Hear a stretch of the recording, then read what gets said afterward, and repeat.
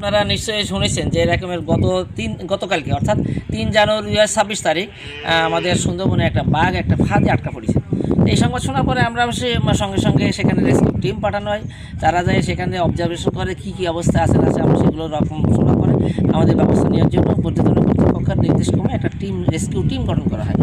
এই রেস্কিউ টিমটা ঢাকার টিম আছে, ঢাকা থেকে আসলে খুলনা থেকে এবং আমাদের সুন্দরবন পূর্ব বন বিভাগ থেকে আমরা সম্মিলিতভাবে আজ 7 তারিখে আমরা বাঘটাকে ট্রাঙ্গুলেশন করে উদ্ধার করি। এবং বাঘটা বেশ কয়েকদিন আগে সম্ভবত আটক করেছিল, যার জন্য খুব দুর্বল হয়ে গেছে।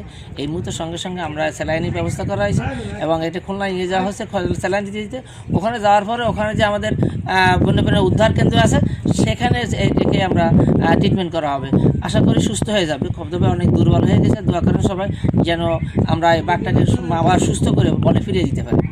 নতুন এবং ফিরে আসা গ্রাহকদের জন্য নগদে চলছে ক্যাশব্যাক সহ প্রতিদিন হাজারো উপহার জেতার সুযোগ। হবে আশা আর ফেরা, সারপ্রাইজ সেরা।